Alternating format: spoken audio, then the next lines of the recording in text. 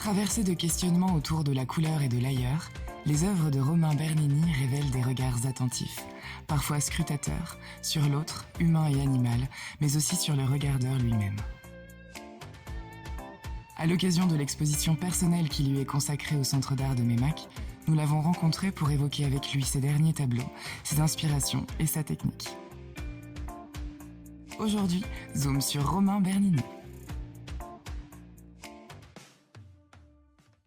Présenté ici à Meymac se trouvent un peu les derniers travaux que j'ai réalisés cette année et demie passée, et dont certains ont été réalisés suite à un travail avec l'école française d'Extrême-Orient au Cambodge, où j'ai pu travailler à Siem Reap avec cette école. Et donc j'y avais un atelier près des temples d'Angkor, et je travaillais sur la question des lointains, du métissage, à la fois du lointain historique, mais aussi du lointain géographique, et aussi sur cette idée du regard sur le lointain, c'est-à-dire sur l'autre, sur le différent, sur le vivant. Près de cet atelier, donc il y avait un très beau jardin, et il y avait des Kalao qui venaient tous les jours, qui vivaient là, qui venaient manger. Donc vraiment, à Paris, on peut avoir les pigeons, ben là, c'était les Kalao.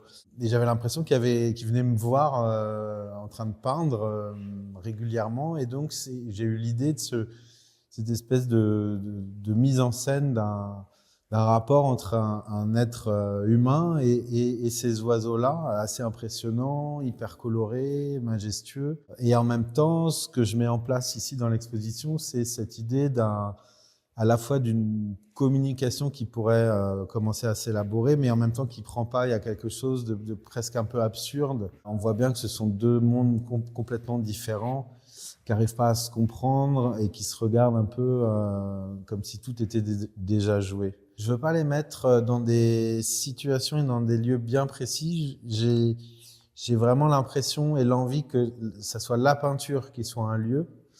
Et donc, pour moi, il y a un côté un peu presque universel. Ça pourrait être ici à Meymac, ailleurs dans le monde. En fait, c'est dans la couleur, c'est dans un monde de couleurs. Parfois, j'ancre les personnages simplement avec des ombres portées, ce qui permet de les voir dans un espace et non plus flottant simplement dans la couleur. Et en fait, le regard est souvent celui de l'animal, puisque les humains là sont de dos. Le spectateur regarde le lémurien et est regardé par lui, pendant que la figure peinte, elle regarde l'animal. Donc tout le monde se regarde, mais personne n'arrive vraiment à communiquer. C'est aussi cette question un peu écologique du soin ou de l'empathie qu'on porte à l'autre.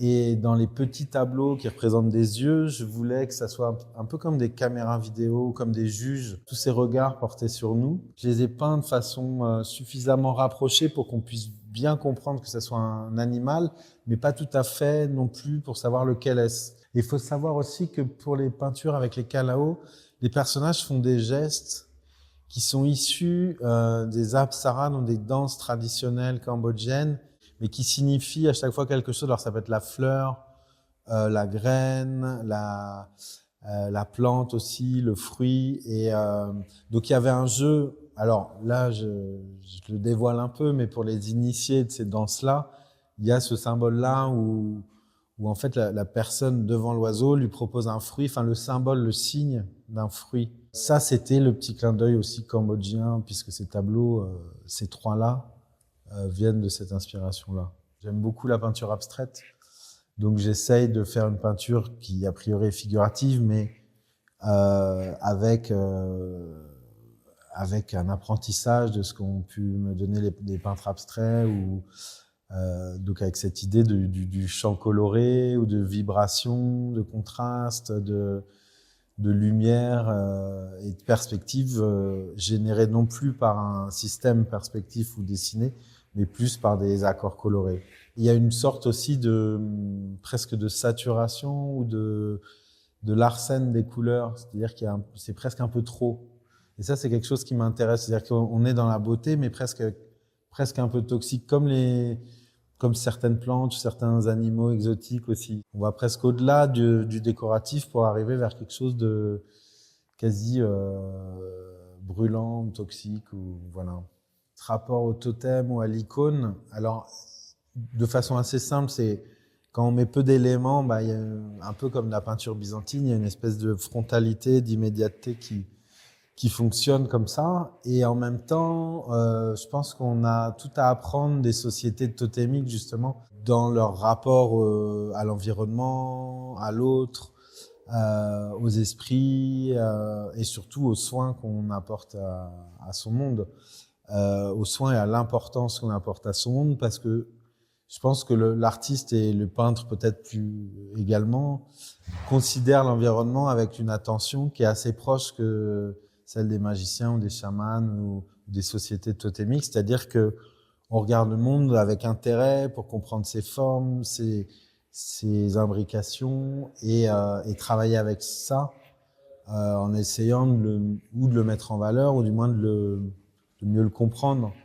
Et donc avec toute cette nouvelle pensée aussi qui essaye de tenter de considérer l'environnement non plus comme une source de richesse, mais comme quelque chose avec laquelle il faut composer. Finalement, qui l'eût cru, mais cette peinture-là devient un peu, contemporaine dans le sens où c'est pas simplement quelque chose qui pourrait évoquer une beauté ou une étrangeté, ça devient finalement un peu politique.